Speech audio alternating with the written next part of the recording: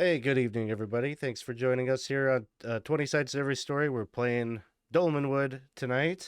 I'm joined here tonight by Winston playing Silver the Elf, Moreen playing Lillibeth the Hunter, Isaac playing Friar Fitzpatrick, Chris playing Thomas the Bard, and Dawson playing Topsy the Grimalkin. We are missing Ryan, who normally plays Sir Geoffrey tonight, but we will be sure to fill him in on everything that happens, especially because his character is on the death clock as we get started. And so, yes, time is of the essence to help Sir Geoffrey with his mortal wound that he suffered at the Abbey of St. Cloud. But before we begin, if this is your first time hanging out with us, please drop by and join our Discord server. If you're you want to talk about the games that we play on the stream or get into a game yourself, it's a great place to meet up with others. We just did debut a game here last night, first session of Caverns of Thracia, which is a game that is open to everyone. Anybody who wants to join that can do so. Just jump into our Discord and send me a message because, I don't know, in the interest of making things doubly confusing and unnecessarily complicated, I created a second Discord server for that campaign, just to keep it, I guess, out of people who don't care about it, out of their view, I guess. I don't know. But yeah, all you have to do is send me a message, and I'm more than happy to send an invite to that to anybody who wants to play it. It's a 5e game, if I didn't mention that. But yeah, other than that, we're going to get started here. Casey, good to see you. Thanks, everyone, for coming and hanging out. It's been a little bit since we played this one, so it feels good to get back at it. And now we're going to do the history test to see how much we can remember from the past few games. And so I believe it was last session that we kind of did just a lot of kind of tinkering around in Prigwort quite a bit. The characters had gotten summoned by the Council of Brewmasters and essentially gave you a report of everything that happened to young Miss Harrimore, the daughter of Lady Theatrice Harrimore, who is kind of the ruler underneath the Duke of Brackenwald of this region where Prigwort is. So he gave you a report. They seemed mostly impressed with your actions, somewhat maybe bewildered a little bit by some of the stories that you told about the Abbey of St. Cloud. From your understanding, no one's been there or been even able to approach the Abbey in some time. And so a lot of what you were saying was maybe falling on ears that almost of disbelief at what you'd experienced and everything. But then you turned your attention to the selling of the wine that was procured long ago by the group who explored Castle Zintlin. And you managed to make a pretty good deal, but with a condition that you would not receive any payment for the sale of the wine until a delivery was made to the Yellow Wood. And I think what you've all been able to piece together at this point is that there must be some arrangement between Prigwort and the Earl of Yellow, a fairy prince who it seems that they have some kind of like a protection deal or something. I don't think you have like the particulars, but you have picked up on some rumors, and it seems like there's some kind of whether it's superstition or a very real thing, some sort of protection that they are buying from him. From what, you don't really know, but it seems that they want to use this some of this very prestigious wine as a way to curry favor with him. And so that is kind of the deal, is that you would deliver a cart, using your cart, a number of barrels out to the Yellow Wood and deliver them to his elven retinue of knights that you're led to understand will meet and greet you and transfer the wine and such to them. So other things, I think you stopped by, you've met and had an audience with Mosselmeyer Druge, who is a notable wizard who lives in Prigwort. I think the basic outcomes of that were basically you got some items identified. I think he kind of tepidly tried to entice you on dealing with a dragon or collecting a dragon's hoard. I think you all said no thanks. Healed my curse. Oh, he was the one that healed your curse. Yes. Okay, so you're not like digging into rats anymore, so that's good. That's right. That's right. Oh, that whole thing happened too, right? Like you hit rock bottom with Yes. Topsy in I, the back alley somewhere. So I think also in Mossel Druge you found somebody who is more than happy to take a look at anything that you find and try to identify it or give you more information about it. It also seems like he's somebody that would be a good source of rumors, or if you were looking for a job or a task to do, he's got more than a fair share of quests to send you out on. there was also a guy. There was also a guy that approached Lillibeth to kind of screw over the council, or Yes. on this whole delivery. Council member Snide, I think was his name. My note here can be trusted, but I believe he was willing to pay you a large sum of gold if you just basically absconded with the wine and never showed your faces back in Prigwort again. I don't know if you sussed out his motivation exactly, but it seems like he's somebody who has a problem with the town continuing to pay this tribute to the Earl of Yellow. He doesn't believe in whatever magic is supposedly happening, and he thinks that they are unnecessarily paying tribute to a fairy lord who really isn't doing anything for them. So he sees it as a needless expense. So I think you managed to kind of sidestep that deal, and I don't think there's any misunderstanding by any party that you're going to do what he wants you to do.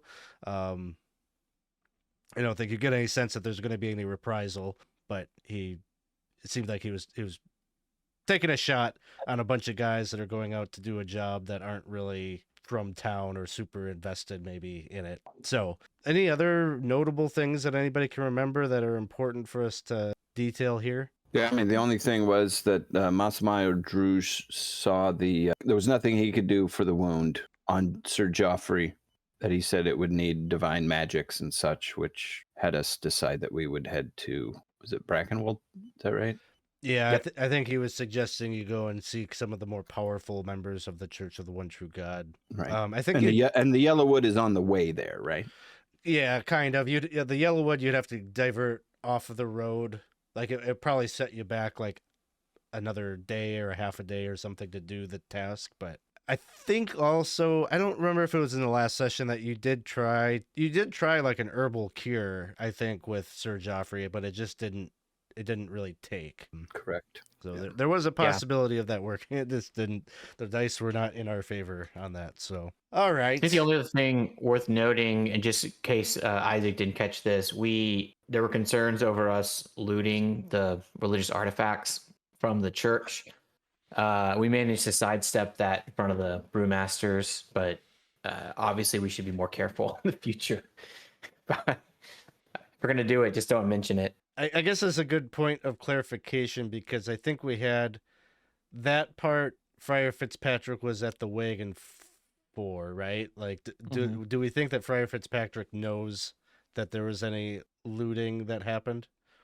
Unless anyone told him, then I would say no. I don't think we I were being wouldn't. sneaky, guys. I think we were Yeah. just taking stuff. I think we would have been like, look at the stuff. Yeah. Have We a weren't have a behind bag. that. Look at all this stuff we found in there. I don't think I mean, it's up to Isaac. I have a feeling Friar wouldn't care about worldly possessions and death, but that's up to him. Also, he wouldn't have known about it until you already got back to the wagon, and at that point, I don't think anybody was like, well, "Yeah, we're gonna go put it back." After his brother's coming back with his gnarly wound, and Thomas was. Listen, we saw like a room with talking skulls in it. Let's just go. Okay. I think it's fair that Friar Fitzpatrick maybe knows, and maybe, I don't know, like, what your attitude towards that is, but Nah, I think probably the friar is maybe at first he was like, what? But then after he was like, oh, well, we don't have time to worry about that right now. sounds good. Well, I think we will open up. It is the next day after meeting with Mournspire Druge. It's basically been, I think, about a week since the feast day of Saint Sedge, and it's the 14th of Bragholt, so we're at the very end, the last month of autumn, and there's a driving rain today. Visibility is very poor, very wet conditions. I think the group is in agreement this would be a bad first day to head out into the wood. There's no real reason to kind of needlessly go out and travel knowing that the weather is this bad. So it sounds like you all are going to hunker down in Prigwort for the day. And so as you are all waking up at the inn, I'm going to focus here in on Friar Fitzpatrick. These past few nights that you've been in town, you've been having a dream, a vision of an kind of older looking man, bearded, wearing pretty simple clerical robes, and the dream is essentially you just in your like the room. It's almost like you've been like waking up in the middle of the night and seeing this kind of bluish, translucent figure like standing at the foot of your bed, looking at you, kind of with almost baleful eyes, and just like no sense of warmth or humor, but more you know exactly who he is when you look at him. Like this is an image of Saint Cluid. His image is, depicted in multiple books that you've read, in multiple places of worship. He's kind of like the chief saint of the religion. Like if there's one saint that everyone in this religion knows, it's this one. So it's unmistakable when you see him. And when you half groggy, just barely conscious, he just kind of raps on the foot of your bed. Friar Fitzpatrick, you must listen to my words. I am in need of your help. You've been to the site of my death.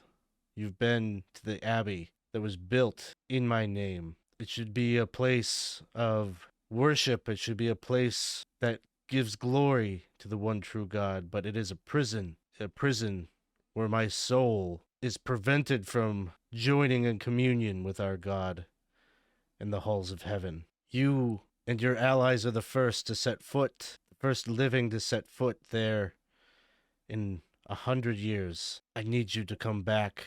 I need you to promise that you will release my soul so I can ascend to heaven. And I need you to promise that you will take my prayer book, the Namen, and share its words with the common people. For too long they have not heard my version of our faith. And with that, he kind of like fades from view. Each night, it's some version of that same recital, him impressing upon you the fact that, yes, he died, but his soul is entrapped at the site of the abbey and in its crypts, in its halls beneath the church. And when he makes mention of his prayer book, the Namen, like that is a known book. Okay. It is like a canonical, like one of the founding texts of the Church of the One True Faith. It's almost like, kind of like like a New Testament kind of thing, where it's like a more updated version of some of the tenets and such, kind of through St. Cluid's interpretation of things. But it is a book, an artifact that has gone missing. It was said to be at the abbey. It was moved there after his death, but it's somewhere in the tombs. The St. Cluid's Jesus. Kinda, because he was resurrected as an atonement kind of thing. So like there is kind of it's pretty blatantly a Jesus analog. We get to save Jesus, guys. Let's do it. Okay. So on the morning of the 14th, as the rain is rapping against the window of your inn room, same thing. Like you're waking up with that vision on your mind. I think at this point the group has already made the determination that they're not heading out today. And so if you are thinking you wanted to visit the church here in town is called the Church of St. Waylane. Okay. Yeah, I think I might tell the others that I'm having this dream. That there's I let everyone know about this sacred saint that is it seems their soul is trapped there. And he's come to me multiple nights, and to get a bit of talk about it, maybe with the Reverend Mother, I think her name is, or something like that, of the church here. Yeah, Reverend Mother Lyanne Spunk. I think you've probably talked to her a couple of times. Like, you've probably gone to the church a number of times in the week or so that you've been here. I'm sure you've already spoken to her about your brother. She's not really, she's a keeper of the faith, but she's not one that has divine healing gifts and things like that. So you make your way out into the cold, rainy, damp day and make your way to like the southeast side of town where there's a rambling structure which clearly has been extended many times over the years. Probably was just a very simple kind of one room church at its origin, but now it has all sorts of different kind of extensions, and it has its own kind of side chapels and even like a little bit of a dormitory there for some of the faithful that stop in. And so you enter, just damp water just dripping off of your robe as you enter, and there's a number of people here in the interior. An extravagant portal frame. There's 7 concentric like arches that are carved with scenes of angels raising the souls of the dead up to the heavens. The entrance is angled so that you can see through kind of the antechamber that you walk into, right into the inner worship area that is just lined with pillars of gleaming white marble that give a direct view onto the altar.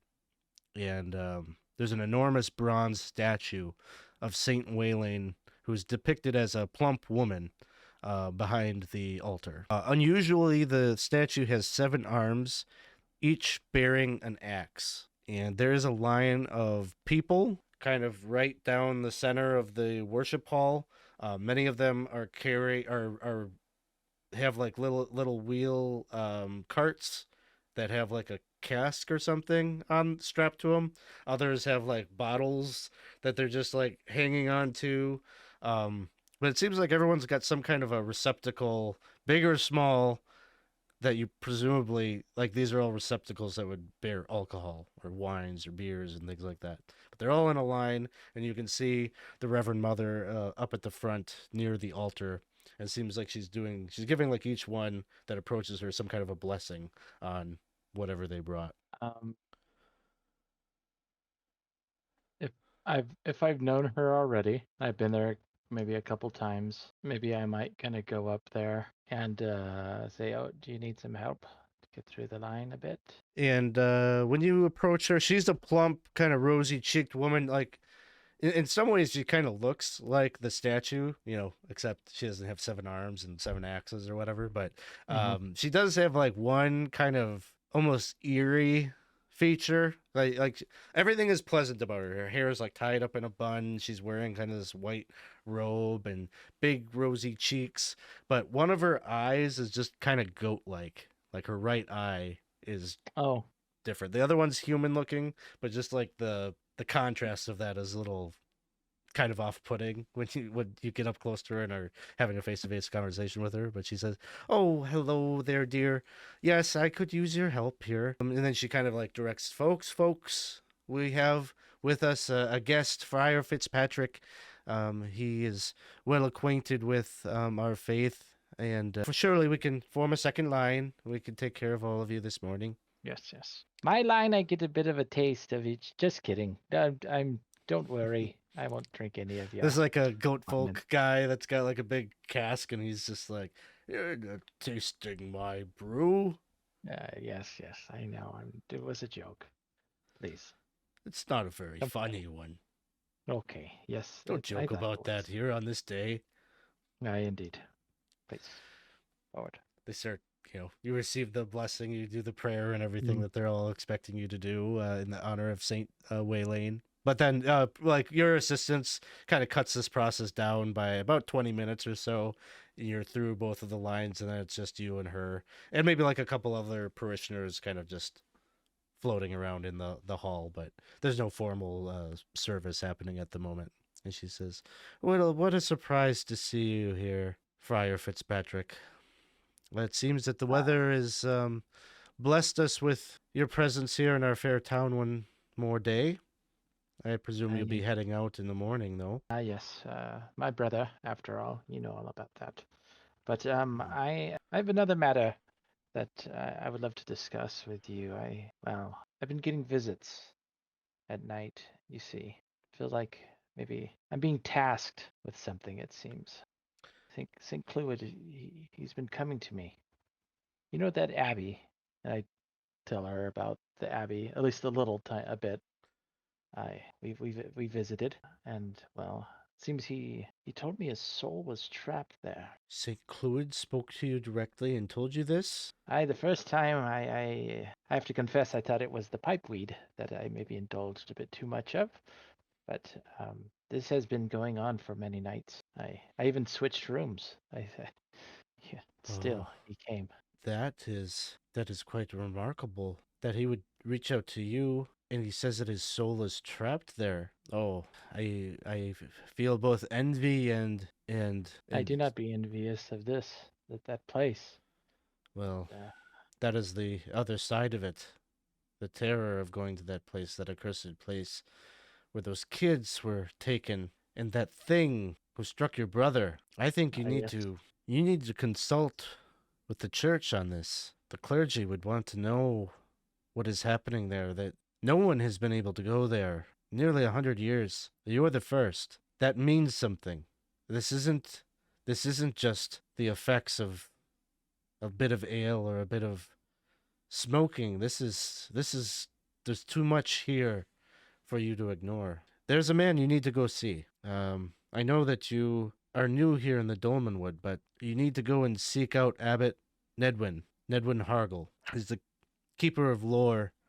He's the library at the seminary of the 100 Martyrs. He's a good man. He's a kind man. I know how you feel about the formal structure of things, but if there's anyone within the church that you can trust, it is him. Very good. You seem to have already guessed what I was going to ask next. Yes. Be that as it may, Brackenwold is full of special interests. I'm sure that if you go there, you'll be pulled aside or talk to no one but him. Don't get involved in the games. Very good. Yes, I would agree with it. There are many games going on for sure. There is another potentially you could talk to, especially if you're going the way that I think you're going. On the way to Brackenwold, there is a monastery. Once upon a time, in the days when the abbey was active and still a holy place and not the accursed shell that it is now, many pilgrims would go there to see the site of St. Cloud and his faithful. The monastery provided a sort of refuge on the way, sort of a hostel of sorts for the pilgrims. It's possible that the monks there may know something. The monastery. Very good. The name. Do you have a name? Or is it on the way from here? It is on the way. She tells you that the name of it is the Refuge of St. Key. She strains a bit. Clearly, it's not a route that she goes very often. She's like just trying to recall a name from, 10 years earlier or something. She says, Abbot Winton. He's a bit of a drunk, but he knows things. It's probably the things that he knows is why he probably gets so drunk. Could be. Sometimes, knowledge weighs heavy on some of us. Well, while you're here, perhaps you would like to pray at the shrine. Yes, would you pray with me? Of course. And she asks you whether the rain will bother you. No. She'd say no. You would say no, it wouldn't bother. And with that... Oh, I'm sorry. I think I was getting this place confused with another. You can pray at the altar before the statue. Okay. I see there we do need to patch that hole up there. It is leaking a bit. It's fine. Do not worry. I thought we were going to go outside. I forgot. We don't need to walk into the graveyard. We're fine right here. So she gets down on her knees and puts her elbows on the altar. She makes enough room there for you to kind of join her side by side. And he would pray. Believe prayer would she would give probably a spell. Correct? Yeah. Yep. She will pray for mercy, specifically mercy for your brother. And, she doesn't know anything about the looting and everything that happened, but there's like a line that she says, like, whatever his transgressions may be, that just, gives you like a little bit of a, like, does she know? Or like, somehow is she praying for that specific sin? But she kind of goes on to then kind of generalize it to mercy for the group as they head out onto the road, that you will have fair weather, and that the days ahead on the road will be calm. Yeah, well, thank you very much. I couldn't have said it better myself. I really appreciate it, and I'm sure my brother appreciates your kind words too. Don't tell him, but it's a shame they didn't hit him in his head how hard it is. He would have been fine. She just nervously laughs along with you. Oh dear. Yeah, Oh, no, indeed. Well, I won't take up any more of your time. Thank you so much. and the spell that you get is Hold Person from this one. Good. So then I'll just kind of open it up. Does anybody need to do anything here on this rainy 14th day of Braghold? Or would we want to flip ahead to the 15th? How long of a trip is it to the Yellowwood and Brackenwold? Let's see. It's a good question. How many of you are in heavy armor? I'm in heavy. The Geoffrey knight, is too. Geoffrey does. He's got a horse now. Can I fit 2? Sit behind Geoffrey. Well, Horse. one of you can ride on the cart and steer the cart, so that person wouldn't encumber them. That's not why I was asking. So no, I'll take the cart. And then I think that's Yeah, it, I'm- right? Like you're the only 2 plate wearers right now. Yeah, I've got chainmail. I think that's medium. So Others. So that would mean with the cart and the heavy armor folks, you get 4 travel points per day. Or wait, hold on. and our 3 dogs. We've got to take our 3 Right. dogs. Yeah. Okay, no, actually with all of that you get 6 travel points per day. Each hex on a road, I believe, is 2 points. So let me look at the map here real quick. Sorry, I should have calculated this before. Oh, that's fine. We're calculating it sitting at the table. So we just need to make sure we got enough food for us, the dogs, the horses, everything. Yeah, so what am I doing? I should be pulling up the hex map in Foundry. That'll help better. Okay. Sorry. So from Prigwort, like if you went straight to Castle Brackenwold, it would take you 2 days to get there. So 2 days there, 2 days back. Factor in probably an extra day trying to get the stuff into the woods. So you're probably looking at 5 to 6 days if there aren't challenges. Yeah. All right. Well, and we can resupply in Brackenwold, right?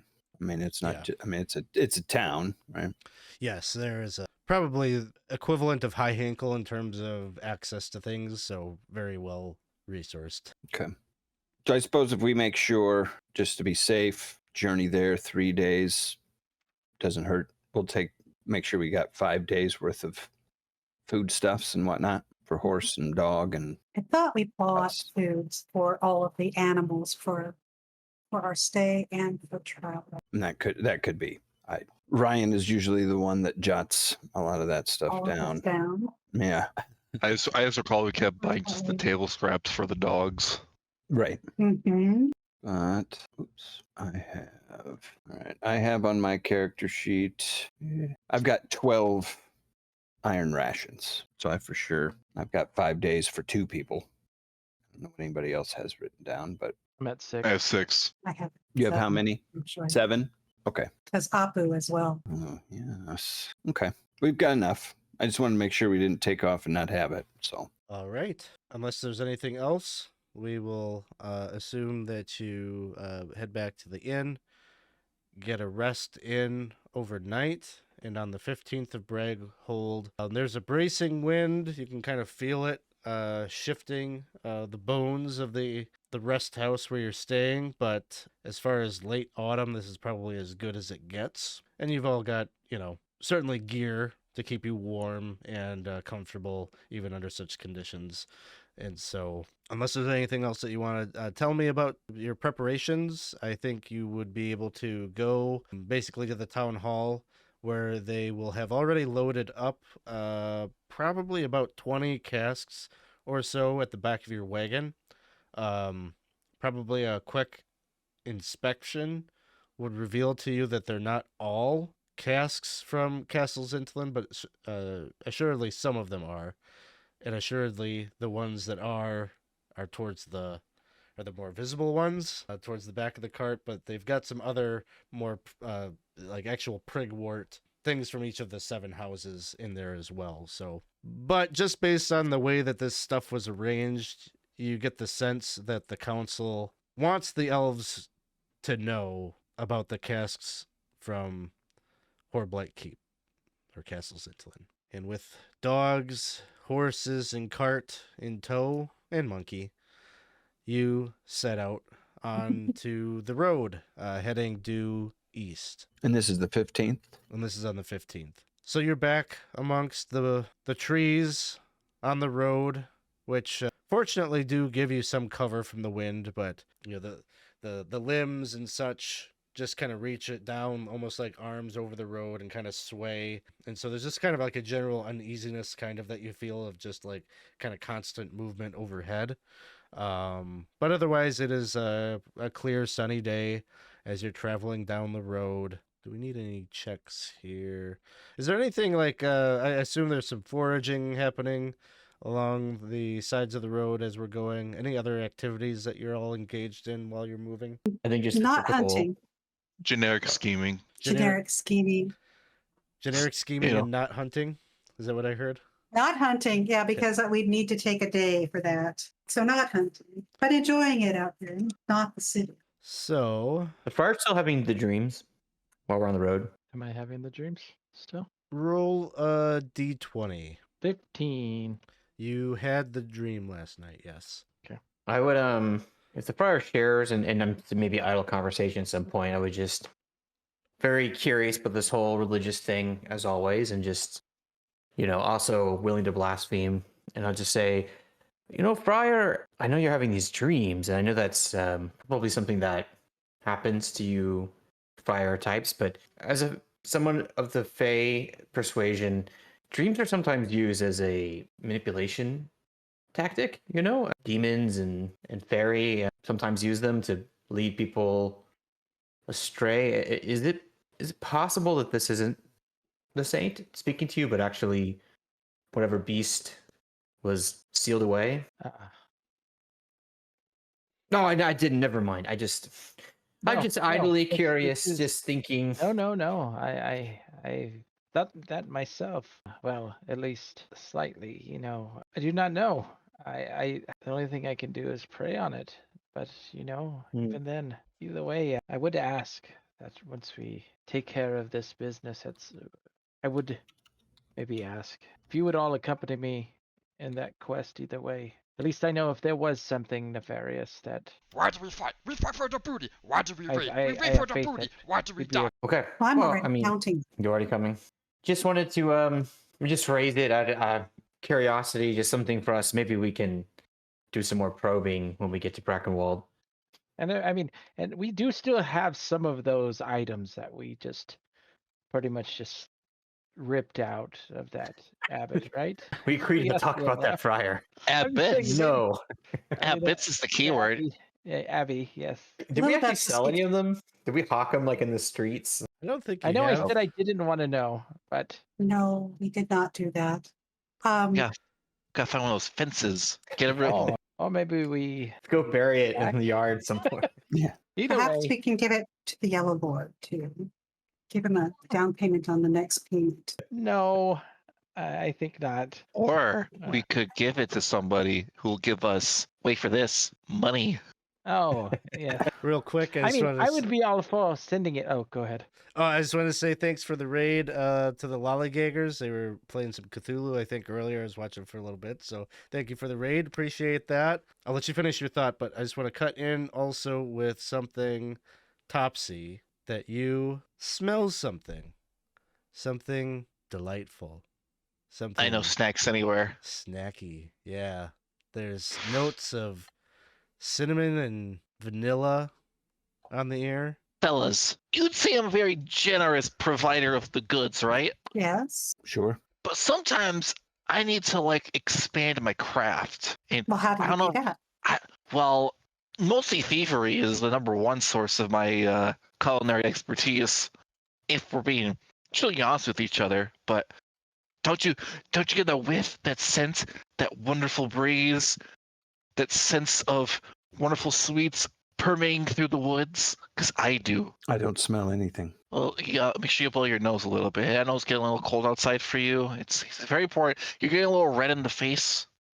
Is it still misty And like rainy and wet. It's a little bit wet. I would say not misty. It's pretty clear visibility today. Okay. I was gonna say I smell wet cat, but I guess I don't. That would be rude. All I'm seeing is there is some snack vendor nearby, and I'm getting pretty peckish. And whoever they're baking over there, I want some. Were we just Well- talking about demons earlier? Oh, potentially. I mean, there was the cart people who like kidnap people and murder them or something in the woods.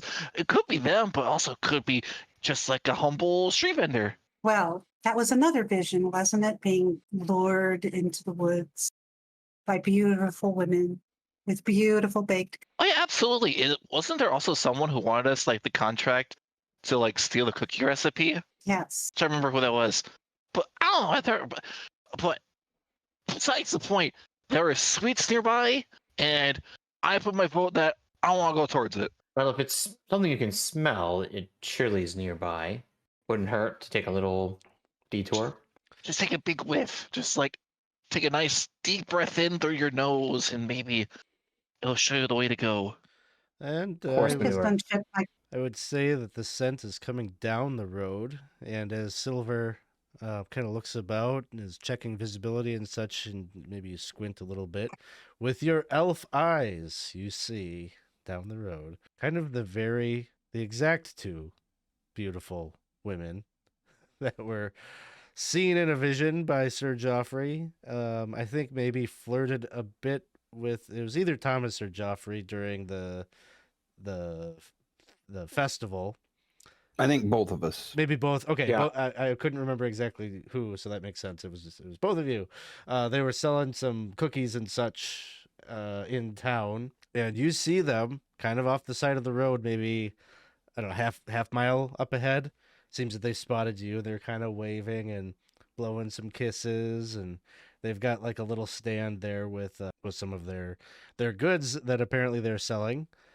Maybe just a bit behind them, kind of recessed into the woods, is a thatched cottage with a smokestack chimney puffing away, probably kicking out some of those sweet smells that you're picking up on. Look, I played Curse of Strahd. I know what's happening here. I mean, I'm also getting very similar Curse of Strahd vibes, but they would never. That's the recipe. Children. Wasn't Well, I it? mean, it was like a middle-aged man. I think it was what it was, just a middle-aged dude. Yeah. Topsy, Uh-huh. I know you want these cookies, but Absolutely. I don't know. 100%. I don't know if you remember that we saw these people in a catfish vision. Remember, they were, I guess, they were stealing people off the street. Uh-huh. Yeah, that's a very common occurrence in some cities. Look at the catfish connection there. I'm trying to find it. I can't. well And in the so- dungeon. Yes, It was in the catfish water connection. hole. Yeah. So we can go check them out, but I mean, Oh, yeah. clearly they're trying to do something nefarious. So just maybe be careful. Do you think we should like bluntly ask him, hey, what'd you do with that weird old man that you abducted on the road like last week or something? Do you think they made him into cookies? I don't know. I didn't think see meat in those cookies. Unless, I don't know. My head must have been in the clouds during that time. You actually saw these two abduct someone off the road?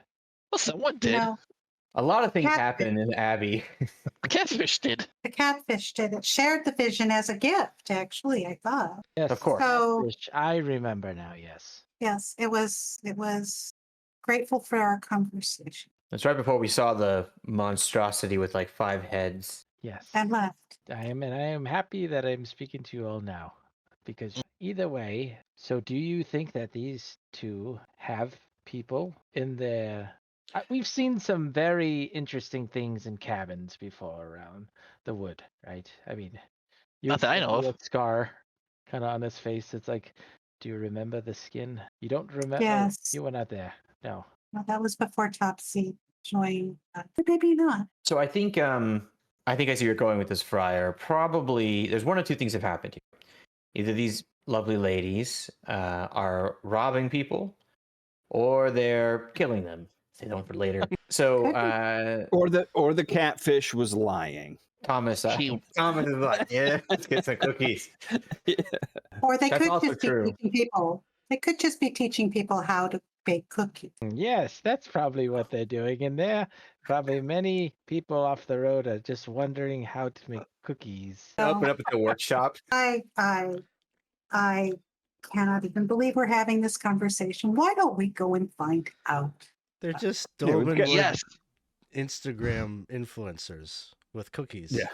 That's right. I concur. And I didn't mention it here, but Jeff got you guys a player reroll. Must be worried about you. Thank you, Jeff. Thank you, sir. Start to approach the two young women, and they recognize you, Thomas, and they're like, "Oh, what took you so long? Why did it take you so long to come out and visit us? Were our cookies was our baking not good enough to entice you out here?" It was fine. I actually had no idea that you were outside of the city. Well, and look at this adorable ball of fur. Hi. Would you like a kitty cat snack? Maybe a glass of No, milk? I mean, you got me lost a kitty cat snack, but now a glass of milk, that sounds pretty good. How much? Well, the first one's free. And they give you, it's just a big chocolate chip cookie. Big chunks of chocolate in them sticking out of the dough. Looks like it's like the perfect balance of weightiness to it. You know, not too chewy, but, you know, not too doughy. I mean, you don't have to convince me twice. Ooh, boop. And this is by far the best chocolate chip cookie you've ever eaten. I'm just thinking deep into my mind as I can't wait to steal this from my own recipe book. Wow, this is spectacular. You said your guys' shop is right over there? Do you have other goods? Yeah, we've got breads, we've got pastries, we've got rolls, croissants, anything you can think of. Well, tell me, I'm sure that you two lovely ladies, I'm sure that you give your day olds, you take them to the shelter right in town and give them to the poor, yes? Day old? You know, your day old cookies, your day old breads, your day old rolls. Oh, I see what's going on here. You're insinuating that our goods go stale and get old, but they don't. Ours are made and baked with love. Don't wiggle your eyebrows at me. Is the friar, are you immune to love? Immune to love? Have you ever loved hope not. Friar? Yes, I feel like you tell me you don't feel like I love you, that I've, Oh, no, not that. Oh, absolutely. Have you ever experienced love before, Mr. Friar? Yes, That took a long time to answer. I don't think you did. Well, see, Topsy, there are different types of love. If he says, I mean, do we think he's gonna say like godly love? Does that count? I'm gonna say no. No, we but he mean- loves us. Does That's he? what I mean. I think so. I mean, he's giving one of us the stink eye right now, and I'm not sure how to feel about it. Look at that scowl he has on his face. He's really like in focus on something. Well, I just made it uncomfortable, so I don't know if the stink eye's for me or for you. I don't know. It's looking right at both of us. It's very hard to tell. He's like makes it clear he's looking at Topsy. Well, you know what can always dispel an awkward situation? They just gotta raise up the cookie jar towards you, give it a little shake. Go ahead, take one. Me? Sure. No. I'm a red meat kind of girl. I'm sorry we can't help you there. No. Right now. So Would you like to buy some? They're looking at Topsy. I mean, what's your going rate? A dozen of those cookies are 100 gold. Oh, you're quite the kidders, you know. That's pretty funny. How much is it? Like, I put a couple silver. That's how much they cost. And the crazy thing to you is you're considering it. 100 gold pieces. I mean, they are pretty good. That's a lot of money, Topsy. I mean, but they're cookies that don't go bad. they're made with love, right? Perhaps you give enough of these to the friar, maybe he can experience a little bit of joy and love in his life. Topsy, after one cookie, Yeah. how full do you feel? Could you go for more, or are you Oh. satiated? Well, I'm pretty small, but I'd get like at least 37, I think was my record. 37? Yeah. So like 300 gold pieces for one meal. Well, it'd be 400 because technically you gotta go for you get the extra one, you know, because you can't just buy them individually packed, it's only in the bundle. That's how they get you. As Hot dog buns. as you're considering this purchase, maybe.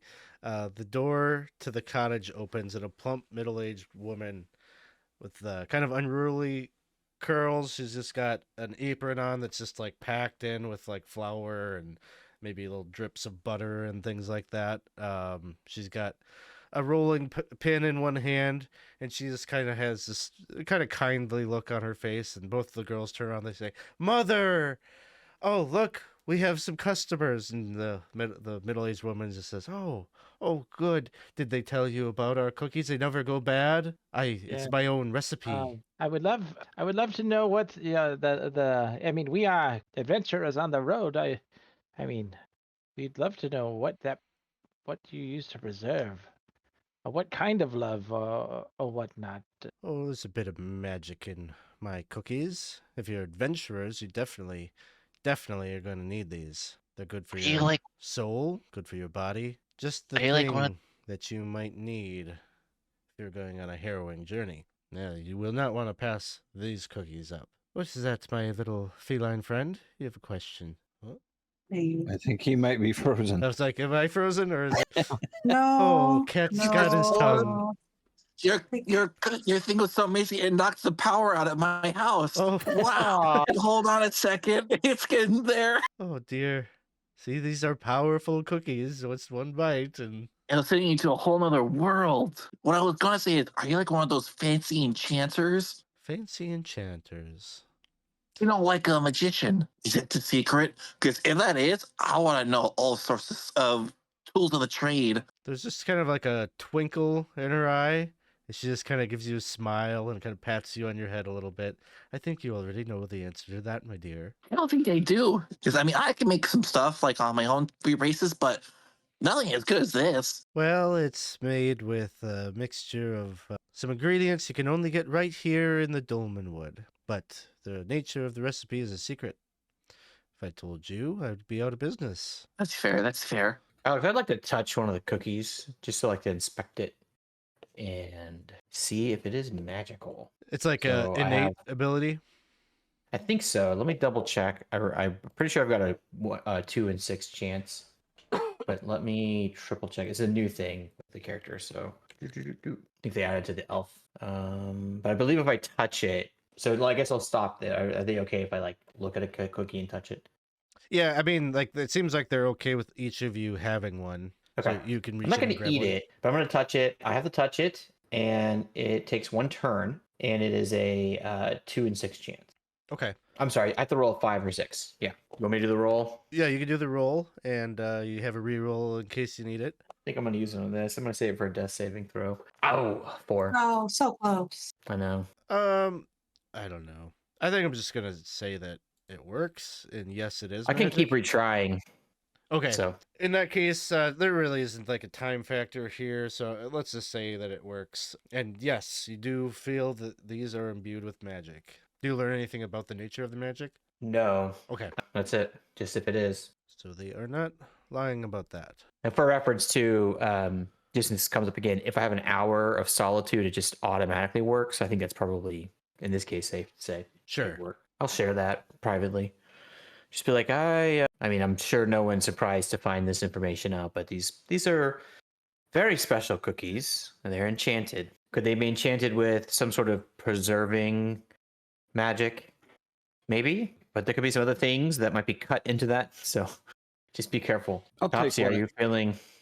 I'll take Topsy, one are you- and put it in my pocket. Okay. Yeah, and I'll put mine in my pocket too, just to have. And Topsy, are you feeling okay? Do you feel like you need to go live with these women, or anything strange? Topsy, say something to me. In case he can't talk, the only thing he would say is like that he really wants another one. Problem is that doesn't help discern normal behavior Yeah. from Topsy. Right. His Well, eyes are just growing big as he's staring there, like trying to hold back the impulse, just reaching and grab another one.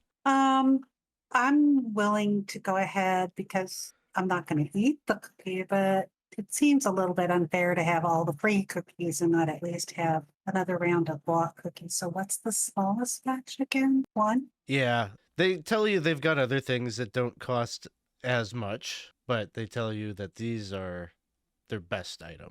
And they're each what? They're 1 gold piece each. 100 gold Yep. each.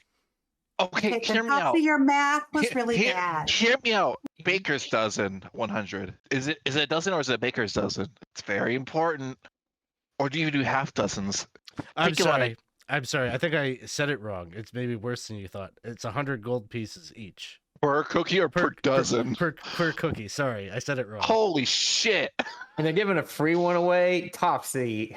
What? That's crack. Okay. What's that crystal rock that we were mining? These are back these in, are like- much more valuable. You should have been bakers, not miners. Right.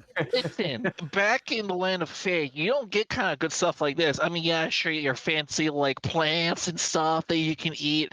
I mean, fancy talking fish, like sometimes you go about and like take from the stream and then bite their heads off and eat. But nothing like this is anywhere near anything over there. I'm just saying.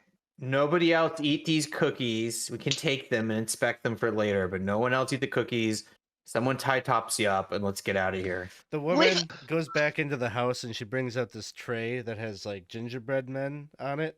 And she says, I can sell you these. These are 1 gold each. Think of the bargain people. I'm gonna get some rope. Hold on. I think I got some coins in my pouch somewhere. Oh, which pocket? Which pocket? Goodness. I assume I'm being held back from disclosing the company coin on Sugary Treat. Yeah. Yes. I'm debating heavily busting out that scroll of dispel magic. I'm just hoping this will wear off. Hold on. I come on. I'll buy 1 gingerbread. Think of your brother, Friar. He's been down in There the you go, dumps dear. lately, and this thing could change his life. I'm gonna Like, break think off the about head. it. I'm gonna break off the head and then give the rest of the body to Topsy. Here you go. Let's go. Ooh. You can't be Lick. sure, but when you do that, you feel like you hear a sound coming from the cookie. Lick, lick, lick, That's what I thought. lick. What? Hold on. Oh, Bring back that Oh. tray.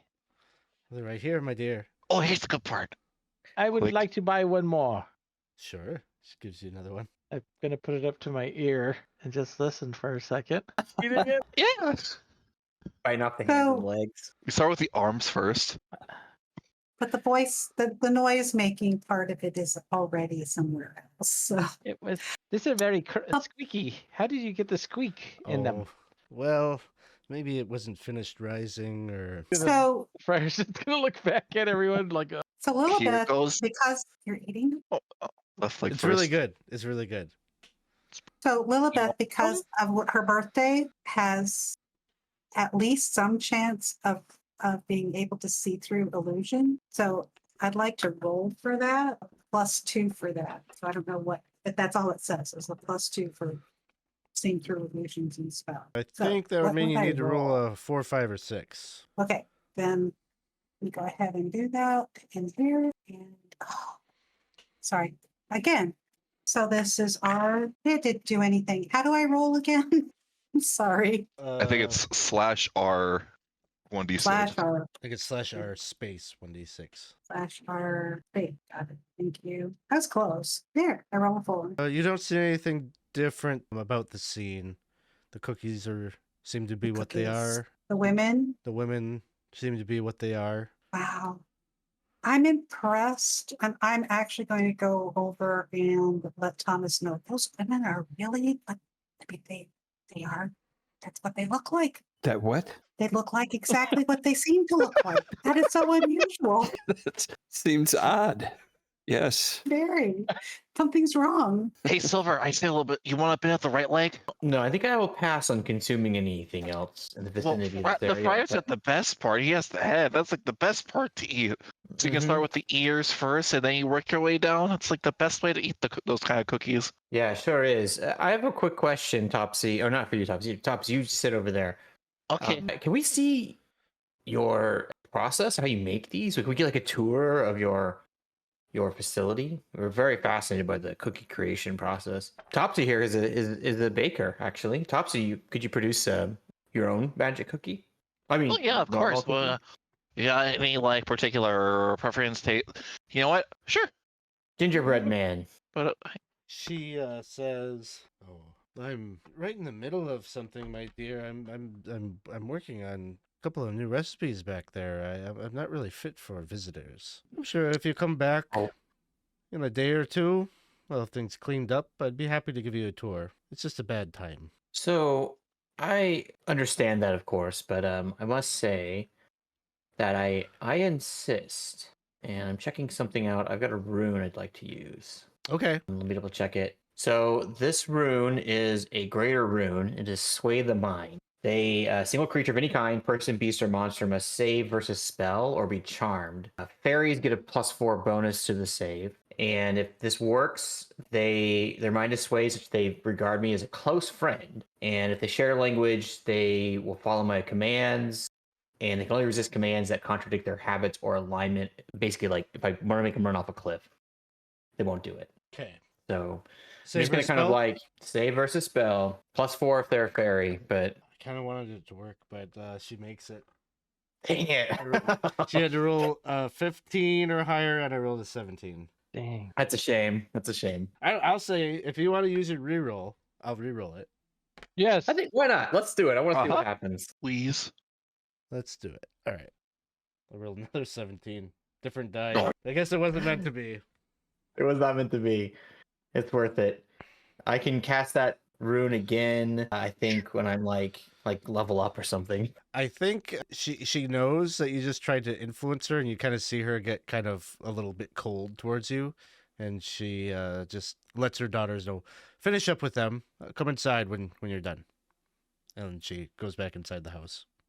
But the daughters don't seem to have noticed anything funny has happened, and they're still kind of flirty and trying to sell you the cookies and baked goods. Okay. I think I may have offended her. It's all right. We can perhaps stop back by here on our way back to Prigwort. I'm gonna say if there's a moment where like they're not specifically eyeballing me, I'm gonna like crawl up to Thomas's ear and just whisper, I can go invisible for a bit and sneak inside, but I can't move if I do it. These are really good. You want some? And I'm gonna like poke his face with like the torso of the cookie. No. You know what? I'm gonna steer clear of these cookies. But Come on. But I would say go invisible and at least peek in the window for certain. I'm Can gonna we like describe. tuck them in? Like you can't move if you're invisible, right? Can we just like I can move for 1 round. okay. What- yeah. More of One other detail I just want you to note is that behind the cottage, there's like a high fence that's like 12 feet tall that just like seems to kind of run like a perimeter around who knows what, but it's like behind right behind the house. Maybe turn into a cat and go climb up on that fence and then turn invisible. Well, here's the thing about that. I gotta be like not a cat to do the not invisible part. So it'd be like me being the cat, going on top of the wall, and then going invisible. That works. Okay, Make sure there's no people. there's people right there. Well, no. See? I do They're- see. They're right there. Yeah, Make sure that they're not using people in their recipes. Oh, you think that's what happened to the man? Oh, Quite possibly. Uh, They make me here. nervous. go ahead. I think someone was saying something.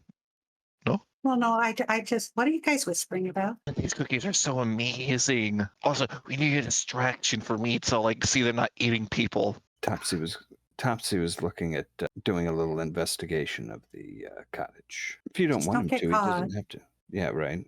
That's what I told him. But, you could become a cat cookie for all we know. Oh, cookie cat. That's pretty good. Cookie cat. Or we should probably worry about like your brother, well, the Friar's brother too. I mean, there's that. Besides, he was in the vision, so maybe we have to get him healed first, and then bring it back. Maybe Okay. that's a sign that he's being healed. But also, if we don't act now, they could be making the next person to a cookie if we really think that's what we're doing, or they're just making it with love. Yes, you're probably Moral right about moral that, too. quandaries are amazing. I love it.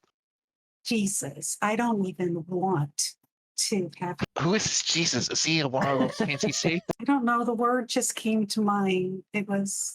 Seemed to. You're like a wordsmith. Well, I was a scribe, so yes, I have all sorts of words that are stuck in my head. Lillibeth, like I'm gonna like grab you like by the face.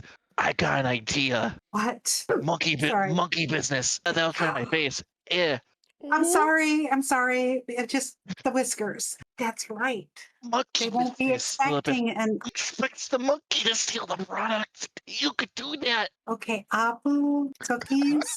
Well, we want to make sure that they're good to eat. Can you make sure that they're not made out of people carefully? And then, yes, we'll feed you something that's really, really good, better than iron ration. I'll hand Apu the torso of the gingerbread cookie that I've been munching on. He just starts chomping down, crumbs flying everywhere. We're gonna addict our monkey to crack cookies, aren't we? That's already too late at this point. Oh. Oh, he is having a reaction. He's like lunging for the table, and the young women are pulling all the cookies back. What? Get it out of here! Okay. And I'm Apu, because you have to listen. Oh. Whether you want to. Yes. Oh, thank God. Well, let's leave, and then maybe we can find out how they make these cookies. Okay. Okay. Oh. So I don't want. Obviously, the women are like. I'm very sorry. How did he break any? Did he grab any? No. Just get him out of here. Just get him out of here. Okay, we'll walk over. We'll walk over away on the side of the road. I'll take him back. I'm so sorry, and I put 2 gold pieces on the table because I really am sorry. And then go ahead and take him over closer to being able to go ahead and look over at the perimeter of the house. Okay. So you're directing Abu to go climb the fence? Is that what it is? Climb the tree. If there's any I'll climb trees, the or are tree. there any trees that are overlooking the fence or anything like that? There's some that are tall enough, like they're not like the limbs aren't like reaching over the fence or anything, but there's a tree that he could get eye shot down and in. Mm-hmm. So you send I'd him like him to. send him up that way. Yes. Clambers up the tree. Oh, takes a look. Does he come back? Climbs back down. Comes over by you. Oh, Oh wow, this is so people. somebody bought a People gingerbread turning. cookie, right? I did. Yeah. I bought You bought 2, two right? actually. Okay, he Yeah. goes and takes the one that, like, he goes and grabs the one that still has its head, and then he gets low on the ground and goes, "Do, do, do, do, do, do, do." Oh, he's just like having it walk around. Do, do, do, do, do, do, do. There's it like- walking. Walking gingerbread man? I'm gonna Oh my god. and like let me have that cookie back. Thank you. Walking Yeah. gingerbread cookies. Like actual gingerbread men? He makes a gesture. Real big gingerbread men. Whoa. They're working? Yeah, working, walking gingerbread men that make other gingerbread men. Oh, that's pretty cool. But why would they sell us them if they're their employees? They have to be separate. Like there happens to be coincidentally there's big gingerbread men, but this is probably not like linked to the employee ones, right? I say employee. I don't know the constructs. At this point, No. yeah, at this point, I'm thinking we have a real live. Maybe this is, I don't know, species, but we have this person that we need to heal. And Mhm. while I feel a great deal of mystery about the gingerbread working people, do they look unhappy? Are they tied up? Do they have chains? I know that's not enough with magic, but I think let's go.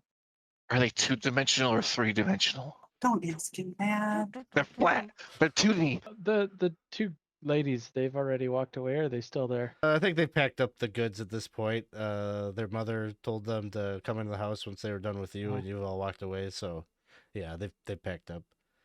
Okay. I think If there is, yes, but maybe you take a look and we won't have to ask the monkey any more questions. I mean, there is something going on. Yeah. So Let's play the worst case scenario game. Here's my worst case scenario. I just ate a baby, and that's not cool. Yeah. That's the worst case scenario. what makes it worse is I actually said, "Oh, that sounded weird," and then you continue to eat it. Yeah, you ripped its head off. Yeah, I remember that part. I did rip its head off. Oh no. So, here's my worst case scenario is they kidnap people from their carts, especially like middle-aged balding men, and turn them into gingerbread cookie people to make babies into cookies.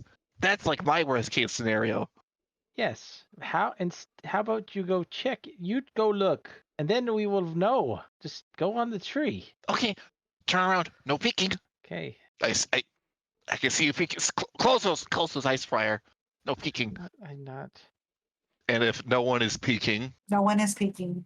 I will turn to a cat and saunter quietly as my little rotund catness can towards the tree, climb up in it and see what I can see. You look down over the fence and you see a 60-foot wide pool of yeasty, frothing dough that's belching and bubbling behind the fence.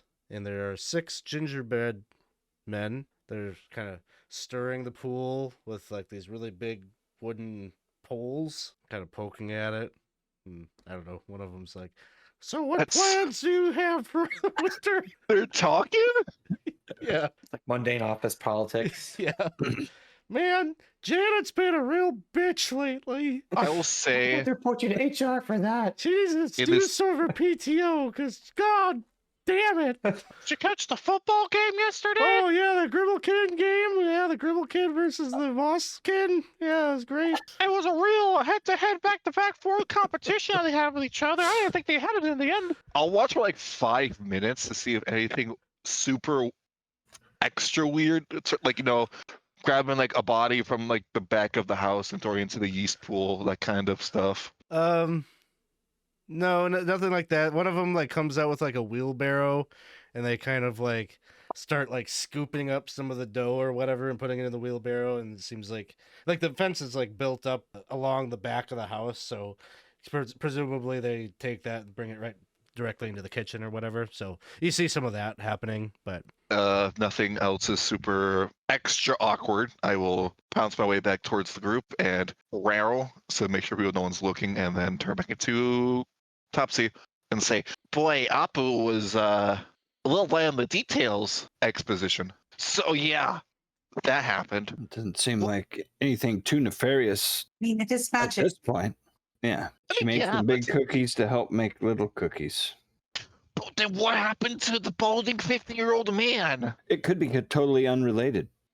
Perhaps the catfish only showed us the part where the man came and like stole some of their cookies, so they were just laying out some justice. Oh, gingerbread justice. That's right. We don't know anything. That vision doesn't really tell us much that I can tell. I mean, true, but then wasn't there someone who had like a vision of like a horrible black throne underneath like castle stuff and then like human sacrifice? I mean, there was that. Well, and it was the same beautiful women. So I don't know.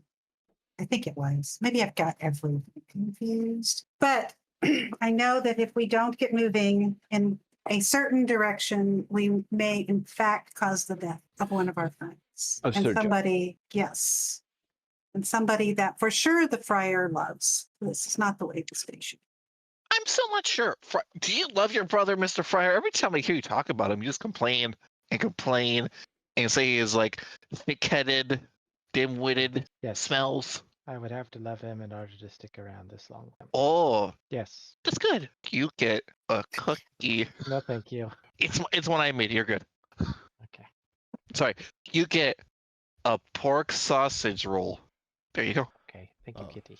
all right. So you're planning to continue on the road. Mystery enough solved as to how they're making their stuff. So you continue, and you get to the kind of latter half of the day, kind of late afternoon, early, almost evening time. And as you are traveling, the woods start to get less dense, I would say. A little bit more space between the trees. It's starting to open up. A little bit more sky overhead that you can see.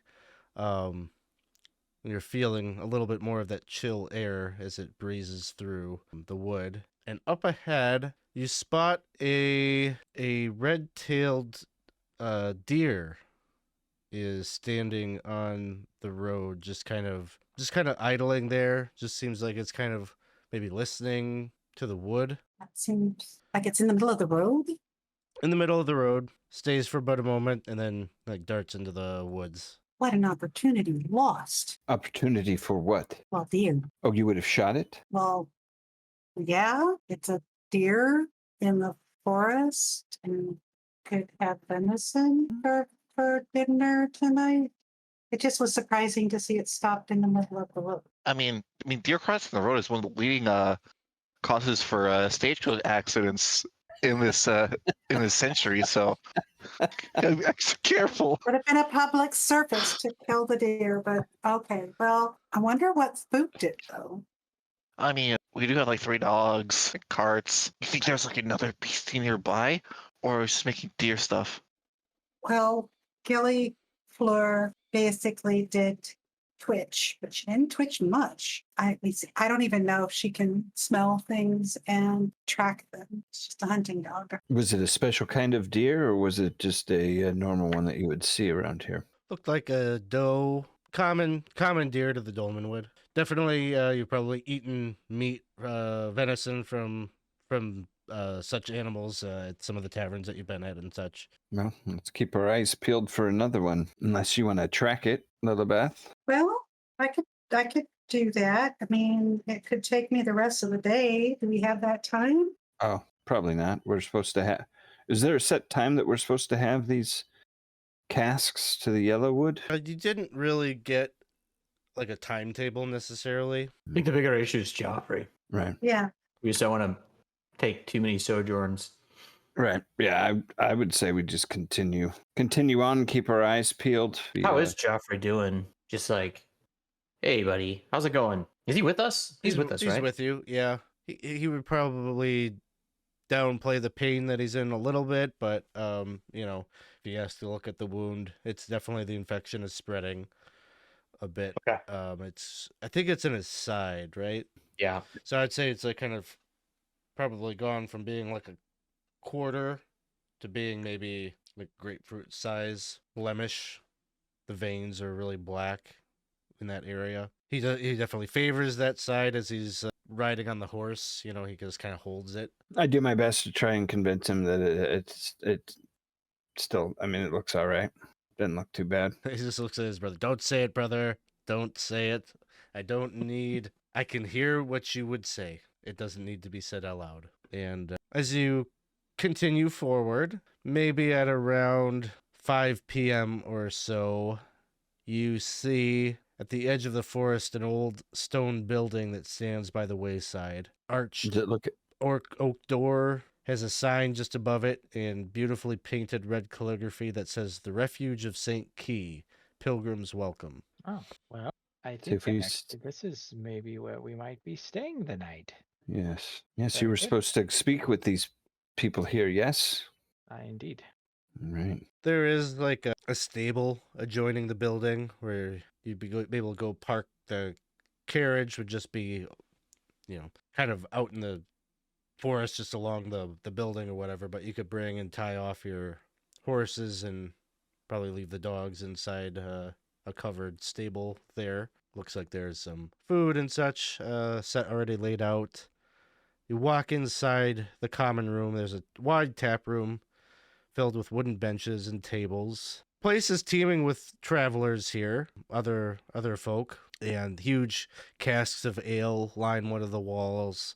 And there's a team of monks that seem to be just endlessly kind of running back and forth between the bar and the tables, filling tankards and whatnot. There's probably, speaking of venison, there's probably some sense of meat stew and such in the air. And pretty soon, almost immediately as you walk in, there is a wispy-haired human man who's carrying quite a bit of weight and has a big mug in his hands. And he says, "Well, welcome, travelers, to our monastery. You're probably tired from a long day on the road. Come, fill your bellies. We have Right. plenty for all. A friar." Yes, you are Abbot Winton, correct? "That's right, Winton Spatulard at your service." Very good. Yes. We have much to talk about whenever you are free, but for now, Thank you very much. I'm always happy to talk. Please, come on in. You all a very, shall we say, diverse group here. A Grimalkin, an elf, and Yes, and believe it or not, all of these, a monkey. yes, even the monkey, yes, all of these, my friends here, they've been saved by the one true God many times. Yes. Praise- Yes. They've all been touched in one way or another by him. So I would assume they are most welcome here. Yes. Of course. Please. And he kind of like takes you over to a table, and he just kind of like sits right down with you, almost as if he's got nothing better to do. But he's just kind of like gabbing with you a little bit. He's like, "Oh, that's some rain we had the other night, huh? Oh, I hope you weren't traveling when that storm blew through." And he just makes small talk with you while some of the other monks, they don't really even like take orders. Like they just presume, and they bring you some black brew and such, drop it on the table. Same thing with the food. Like 10 minutes after you arrive, like just bowls just get kind of dropped in front of you. I eat and drink until I'm full, basically. I'm doing the same, although I'm avoiding the brew. Is there anything else to drink on the table? There isn't. I'm a little bit thirsty at this point. Can I get some water, please? If you request the water, one of the monks that's walking by just gives you a nod, and about 5 minutes later, a pitcher of water is dropped on the table. Oh, thank you. I'll be right Yeah. back, Alex. Sure. Take a bite of the venison and then listen. No, it seems I have no to be problems. the way you want it, dead. Good. Okay. Just making sure. I hear a deer cry in the woods. But Abbott, Winston, he just he's like, "Well, Friar, tell me, which way you're going? Are you going towards the big city, or are you headed up north?" Yes, we are. Actually, we are in need of some healing for my brother here. He was badly injured, and I fear that we need to elicit a bit more help than any of my companions can offer for him. The way you speak, Friar, I can hear it in your voice. You're not just talking about some accident with the horse. What troubles you? What did you encounter in the woods? I would look around, as it is a very busy. I'm assuming it's a very busy, kind of common place, and he would kind of just look to him and say, maybe when we have some time, maybe a bit to ourselves, I could elaborate a bit further. I have many things to speak with you about, me and my friends. You can just see his eyes kind of twinkle, and he says, of course, we can leave the talk of ill omens for when we've had a few more of these. For now, let's speak of happy things. I hear that there's good news from up north. The festival of St. Sedge was a merry affair. We celebrated in our own way down here. And he starts to talk about like festivals and happy things. Again, like goes back to kind of more small talk with you. He would talk about how he had a dog that was named after Saint Sedge and whatnot, and blah blah blah blah blah. He would ask about the beer, how great it is, and and you could tell it's not just drinking beer that he's interested in. He can tell you all about their process and that they brew it here at the monastery, and he's very proud of it. He says, people speak praisingly about the ales of Prigwort and whatnot, and of course they've got quite a reputation. But I would say that our ale, what do you see, Friar? I would say that ours rivals theirs. We just don't have the distribution. We don't have anybody who comes and stays here has always spoken fondly of our drink. oh yes. What do you all think? I mean, I think this is most wondrous ale. Yes. It is the best ale I've ever had in this establishment. I can't give an opinion one way or the other because I don't drink, but it smells lovely. This whole time you have been drinking with us? I have not voluntarily been drinking with you after one memorable night, so no, I have been avoiding it. Tell me, do you have little beer mugs brewing the beer in the back. Little beer mugs. What a charming thought. We're gonna be worried about that every single time we eat or drink anything for the rest of the campaign. We make our ale the old-fashioned way with thyme and hops and, Barley. It really does smell lovely. So we had I don't know, strange encounter on our way here. strange encounter. Tell me all about it. It was the close encounters of the ginger kind. So yes, we encountered two beautiful women who really were two beautiful women. How often does that really happen? I've heard of And- them. I've heard of them. Oh. Witches, I say. Why do you say that they're witches? I mean, I have my own reasons for saying it, but I've had people come in here claiming that they've eaten the best cookies that they ever tasted, and they just seemed downright enchanted by them. And it's a group of women living together with one that they call Mother. It just doesn't smell right to me. It's gotta be a witch. Right for the wrong reasons, I think. well, yeah, there's definitely magic involved. We know that the cookies are magic. At least some of the cookies are magic. And then we know that I don't know, are there people in Dolmenwood who actually are gingerbread people? His eyebrows adult- are just like, what? Yeah, they have like red hair, right? Who might be working to produce gingerbread men? I mean, little gingerbread cookies. This sorcery goes against the teachings of the one true God. Gingerbread men walking around as servitors. Black magic. That is what that Ah. is. Definitely, we do not fully understand it. Yes, yes. My friend, well, what would you say to this? What would you say if maybe, and this is hypothetical, of course, what you know deep in your heart, you've been, I've only been here a short amount of time, but you know that there are deep and dark things in this wood, yes? Oh, yes. The Droon, chief among them. The witches. What? Now, this is what? How would you feel if maybe one of these, maybe we'll say the witches, for example. They definitely, in my time here, I've seen that they have, well, they are really in tune with the wood. Yes, at least you can agree with me on this. I will give you that, Friar. I will give you that.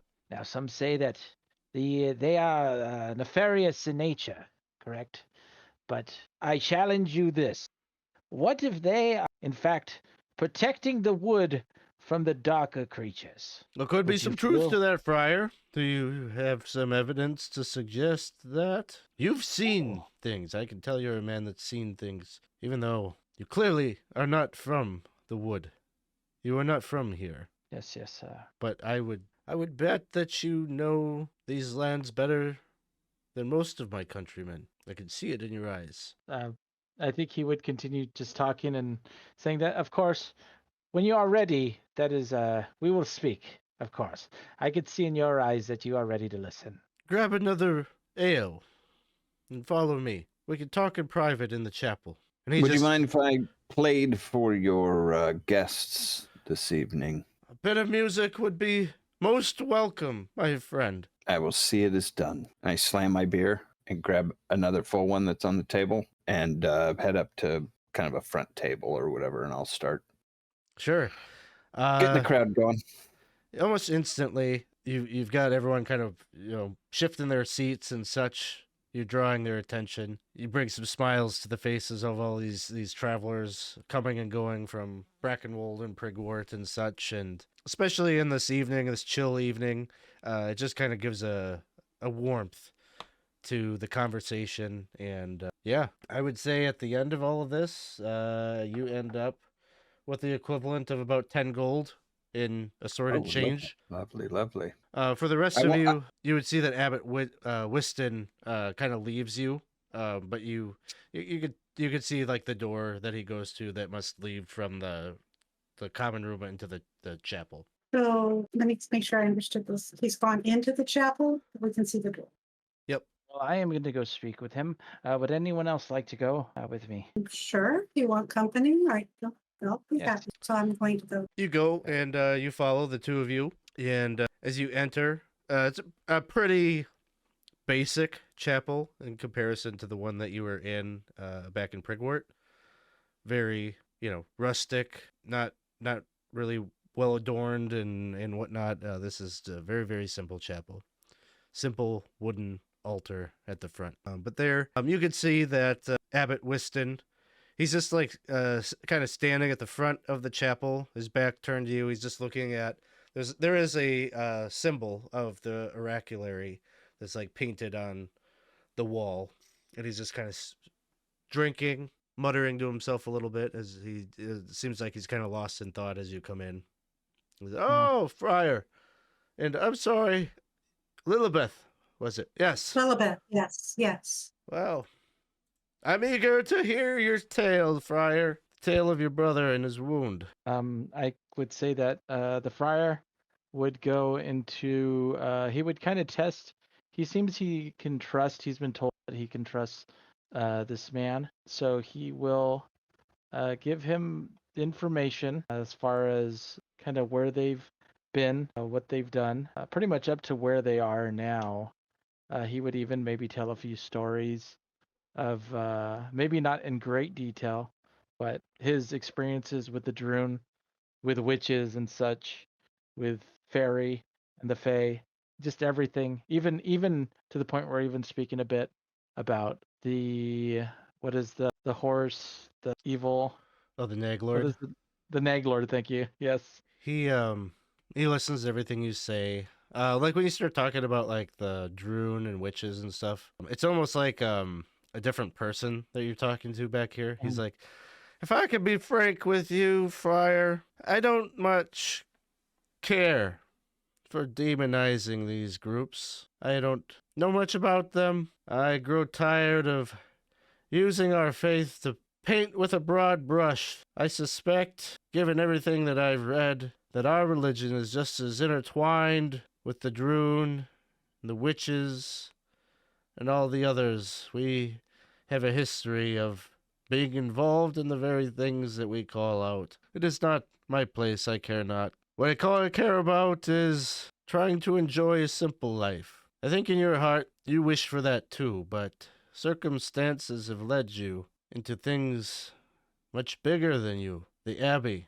We speak of the Abbey. If you've been to the Abbey, there's something special about you, Friar, or maybe it's just the company you keep. But either way, you're involved in this now. And you're involved in living history, just as this monastery is involved. Yes, this monastery is very much involved. We wouldn't be here if it wasn't for the Abbey of St. Cloud. For generations, we've hosted the pilgrims going to that site. Now, that hasn't happened in over a century now, but that is our history. Now we're just a place to get inebriated and forget about your troubles for a night. For really anyone with coin. We're just innkeepers now. Maybe that's all right with me. But you, did you tell him about the vision? Yes, that's when he would tell him about the vision, even the fear, knowing that there might be a demon trapped there, or some sort of nefarious being there as well. He would even talk about the worry. The demon. You speak of Sallowbrig, the demon that St. Cloud fought on that site and killed. Unfortunately, that fiend delivered to St. Cloud a mortal wound that took his life 3 centuries ago. You know that St. Cloud is about one of our most revered saints, and his followers the most devout. Their ambition brought to life the largest and most prominent installation that the church ever was able to build within the deepest reaches of the Dolmenwood. That very place, that accursed place that you visited, was once a shining light and a testimony to the ministry. That all ended a century ago. All contact with the church and the abbey ceased and was lost to that great shadow that people have spoken to you about, prevented anyone from going there. The hauntings, the corruption that seeped forth. No one was really for certain what it was. Some spoke of the evil wrought by the Droon. Others thought it to be evidence of the Nag Lord as it came about around the same time. The Abbey's final priest, his name was Loomingwill. He was a very polarizing figure. He was a visionary, some might say, great speaker, a motivator, but one who had his own interpretation of the one true God's scriptures. And he saw it forth to perhaps reinterpret St. Cloud's writings themselves, those of the Gnomon, Cloud's personal prayer book, which was relocated and kept within the abbey. Some called him a heretic, some within the church. Some say that that is why he was put there, to keep him out of the comings and goings of the high seat of the bishop and such. There was a rumor that he was trying to contact St. Cloud in death to get him to validate his interpretations of his book. Was he one of the spirits that we spoke to? No. His name might have come up, like one of the spirits might have mentioned him, but Okay. Yeah. Abbot, you're an abbot, right? I No, am. You are an abbot. They haven't taken that from me yet. So what strikes me immediately is that we have a simple church, a simple wooden altar. There is no marble flight of angels raising the dead up to heaven. But this place takes care of more people, as far as I can tell, with what they need. What I find interesting is that the places that seem to have the greatest amount of gilt and marble and fancy organ pipes that turn God knows what into bright white feathers, all that stuff happens in all the fancy. Why is that? Do you think they're built to keep something in? Is that built to keep something in? Is that why St. Cloud can't get? I think that his abbey was built out of devotion by his followers.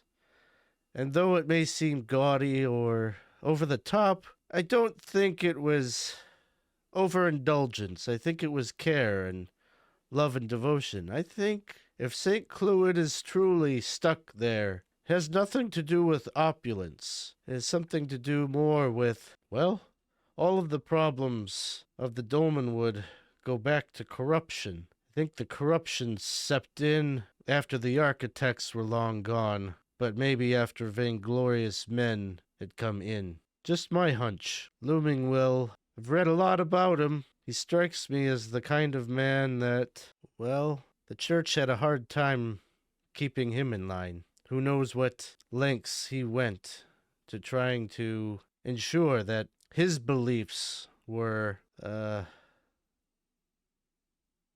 seen as above that of even St. Cloud himself. I have no evidence of that, but that's what my heart tells me. I don't think we need to point to witches and droon and other boogeymen. We have enough of them within our own flock. That I understand very well. Not the fact. He just kind of pauses and he looks up at the oraculary and says, "For my part, I wish I could turn back time and have not chosen this path. Friar, I tell you this because you've confided in me and I feel like I could trust you as well. But if I could do it all over again, I think I'd just have married my childhood sweetheart and forsaken all of this life, this monastic life of mine. I don't know if that's blasphemy, but I'm tired. I'm very tired." Aren't we all? I wish I could give you more to comfort, but the things you are doing here. To be fair, if another time, another place, I would stay here with you. This is the most lovely abbey, and what you are doing, you are here for a reason, and I'm proud to have come to know you. He raises his mug. "I drink to you, Friar, and you, Lillibeth, and your comrades. I hope that something I have shared with you will be useful as you go forth. I know that you are likely to return to that forsaken place, and I hope that you could put St. Cloud to rest if you do.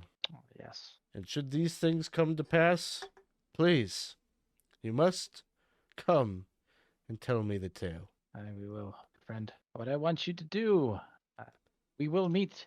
I will see you again before we do go there. Keep your ear to the grindstone. If you see some capable folk that are good-natured and willing to help us go into that place once more, please you let us know, and you let them know that there will be work for them when we return. I will. Well, the hour is late.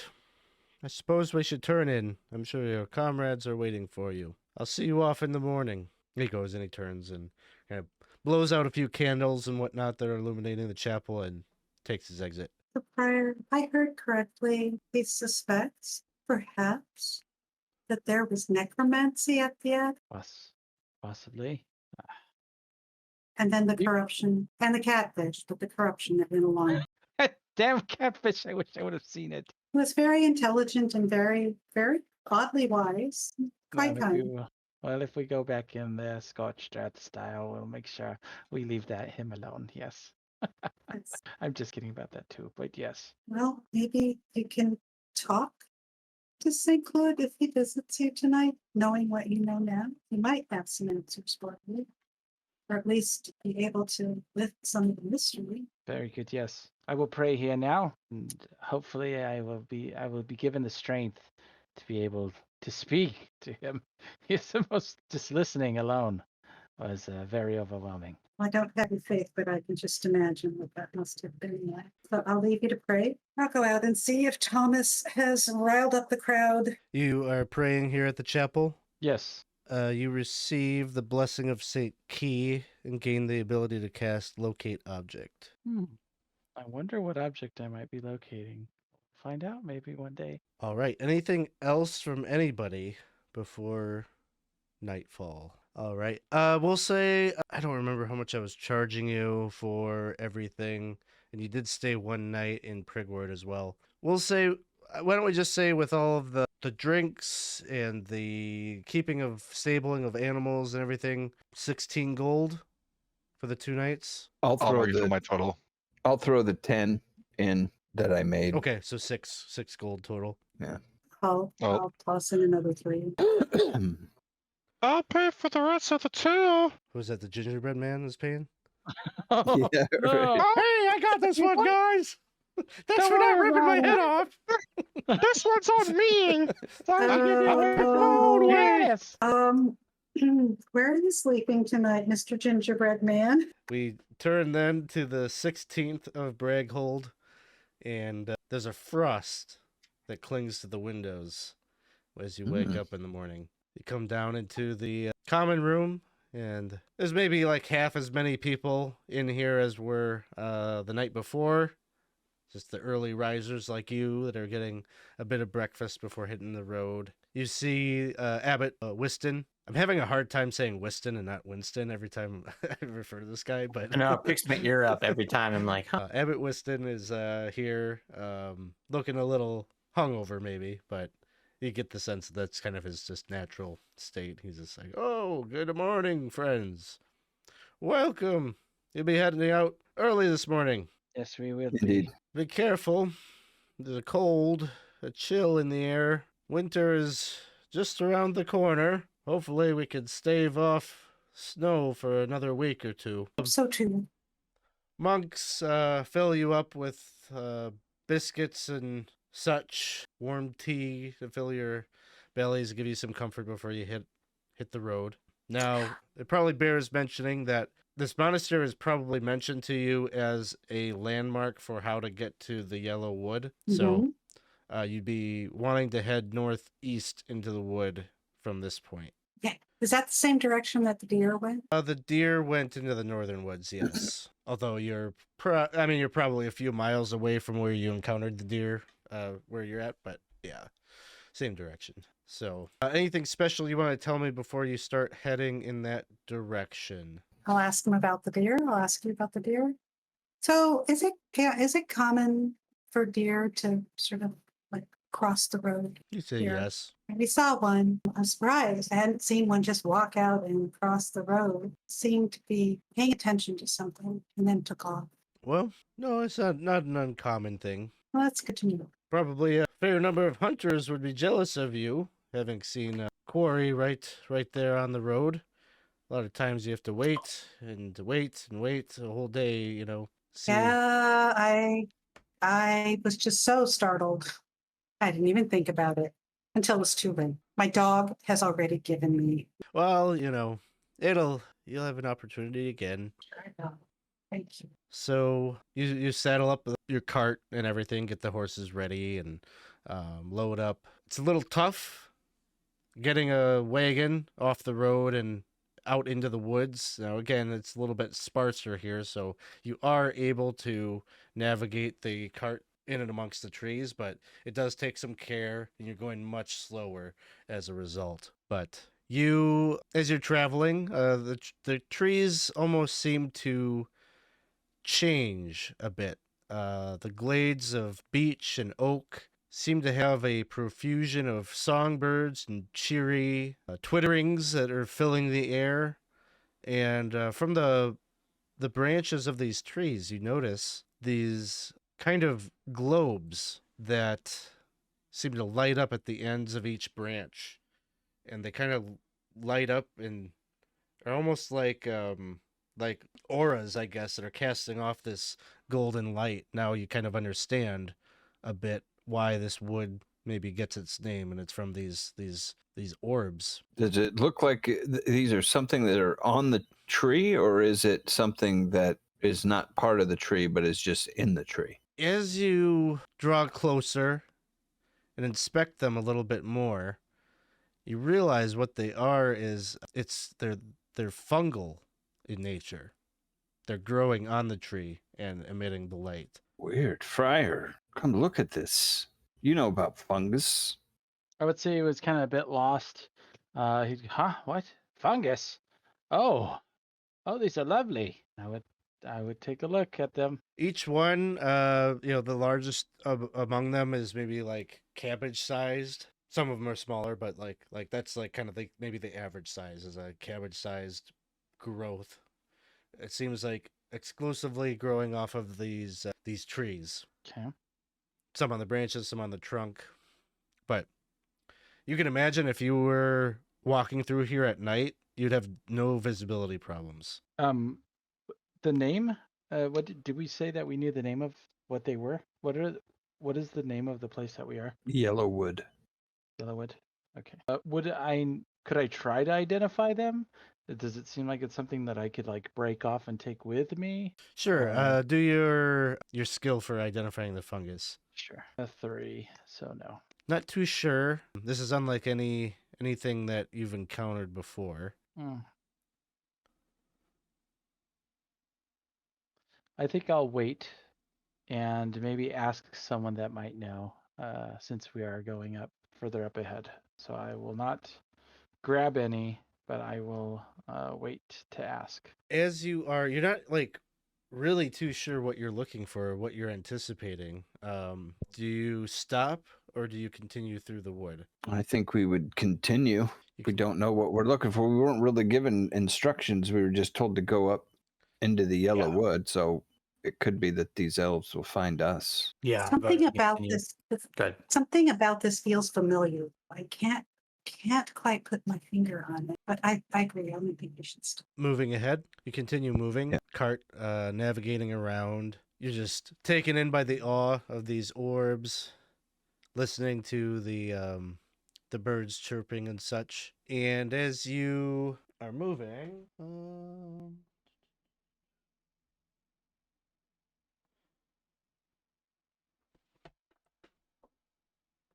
second. Okay, maybe like 500 feet away, kind of a clear shot through the woods. You see 4 of those red-tailed deer, and then a 5th one. The 5th one is much larger. It's maybe 8 feet tall, whereas the others are maybe 4 or 5 feet tall. So it's considerably larger, and its antlers has there's probably easily 26, 28 points on this rack.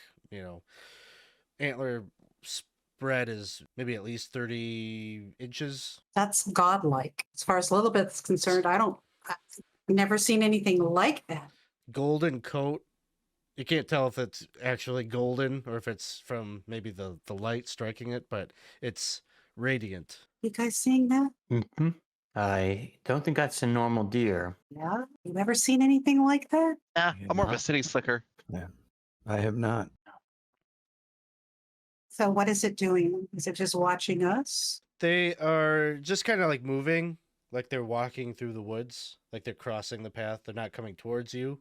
They're crossing some distance ahead. Should we follow them? You see it from And it was they pass through like you saw them pass through, like they're not in Mhm. your sight anymore. and you said it was like a buck and 4 doe. Yeah. We'll say 2 of them were doe, and then 2 of them had antlers. But smaller.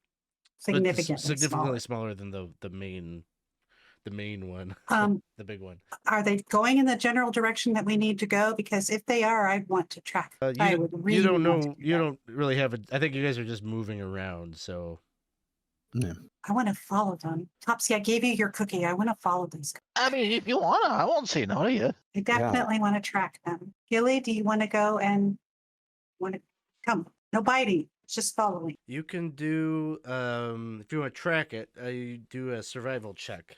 Okay. Alex, I am gonna step out. My wife's flight plan a little early. Oh, but I okay. do not want to interrupt Okay. this deer chasing, so I'm gonna leave my camera on and everything. And it's been a great game. My gratitude goes out to Topsy for eating a baby. Yes. So see you all next time. Thanks, See you, Winston. Winston. I did something wrong again. It's /first. 8. A what? I rolled an 8.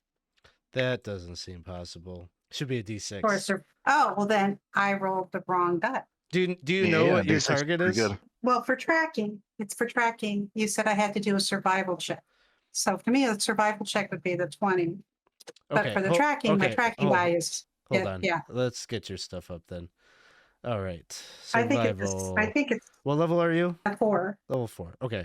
So you need a 4 or higher. Okay, well, I don't know what it was. Let's see what it was. It was not a 4 or higher. Okay. So you attempt to start tracking through the wood. It is unsuccessful as you are passing through all of these trees that have these golden orbs. They all look the same. I'm going to say that there is a chance that you get lost here.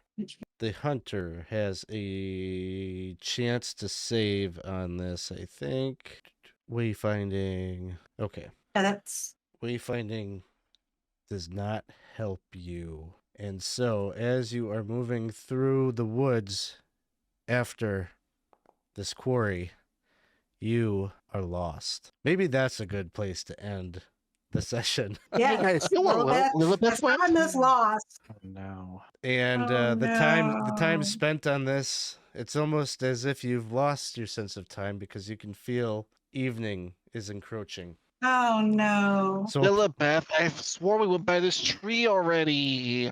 So we're going to pick it back up. It'll still be the 16th of Braghold, but we'll probably be swiftly moving into camping procedure because you're going to have to hunker down and spend a night in the woods. Wherever The one you day we go into the first day we go in the woods, immediately lost, gone. That works.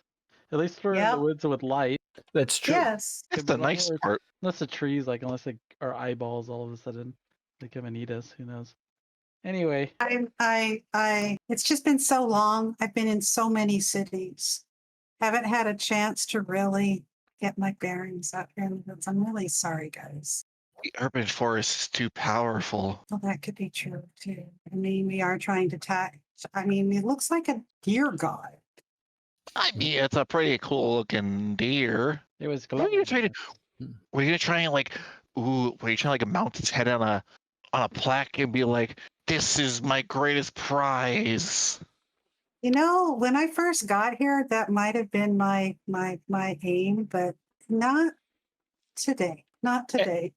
And I will say that if we did not know where it was that we were going and we got lost, maybe Oh, we're on the right maybe. track. Yes, Mhm. maybe we're not lost. Maybe Oh, we're we not are. lost. That's right. Oh, we are. Oh, we are. Oh, my brother will die out here. or someone else. Just kidding. Well, brother. Just kidding, brother. We'll be fine. there may also be a chance to save him. I hope. Golden If shiny he deer. eats the fungus and then he does like the super light heals him and stuff, that'd be pretty cool. It would be. Where could We can they all pray for be? that. Where is we? Well, that's a fun cliffhanger. not really what I was expecting, where I was expecting us to end, but that's always the best kind of session when I don't even know what the next beat is. So thanks, guys, for a very fun game. I guess we'll end as we did, or as we normally do, with our gratitude for the session. And I'll just throw my gratitude, I guess, to everybody for being accommodating of schedule. We're trying to keep this thing together as our lives have all kind of changed a little bit, and we're trying to keep our schedules together to keep this story alive for as long as it can, because I think there's still much story to tell. So I always look forward to these games because it's just very different from any other game that I play. It's very fun. I'll throw my gratitude out to Isaac. Again, back. It was great having you back in, and a lot of the session was kind of centered on you and what you were doing, and I loved sitting just listening to everything, because there was a lot of stuff that the last couple sessions when you weren't here, there were a lot of questions, and I was curious on stuff that you would find out and everything. So I very much enjoyed the session. So thank you. Yeah, I guess in that case, I would in turn thank you all for. I always feel like I'm always like right before like we go into like one of those sessions or like a little area where it's just like 2 or 3 people doing something. You always kind of look at everyone else, but I've never felt like everyone is very, it's very interesting. We're all engaged in the story, and we want to know kind of what's happening with each character. So I really appreciate you all sticking in it when it's my turn to do that, because I love it when you all kind of have your own kind of scenes as well. I'd have to say the same gratitude for the way that we play together. This is very different from a lot of other. The Dolmenwood world is different and gives us a lot of play with our characters that we don't normally get to do. And I love the way that we do make the accommodations to be able to be together, and each character gets a chance to come forward in very unique and interesting. So I'm really enjoying that. And yes, Isaac, it's great to have you back. You did an awesome job of remaining worried, low key, and focused on your brother, and sort of trying to figure out what St. Food wants from this. I'll have mine go out to, once again, everyone's favorite cop out. Everyone coming together once again to play it. I really enjoy it. And sometimes when it's very hard to get back into a game after missing it so long, it's kind of hard to even get back into that momentum. But I feel like with us, it's just like we're ready to go. We're instantly like right back in that same mindset, that groove that helps us progress the story forward, that I think we all are really enjoying. Well, thanks everybody. 2 more weeks. I think that puts us at the 23rd. So as of now, we are good to go. But we'll keep everyone updated on the schedule just in case. But yeah, we will catch you all next time. In the meantime, if you want to come and hang out in our Discord server, you can do that. The link is there in the chat. We do have a game that we are welcoming people to come and join. It's a 5e game centered on Caverns of Thracia. So if that's something you're interested in, just join our Discord and let us know in the lobby that you're wanting to play in a game, and we'll help hook you up on that. So what else? We're doing a game then on Friday, streamed at 8 p.m. So you can come check that out this Friday. Saturday night, we've got Ruins of Cimmerum, so we'll solve the murder mystery that we started last time. But other than that, I'm going to say goodnight, and we'll see you next time. Thanks all. Night.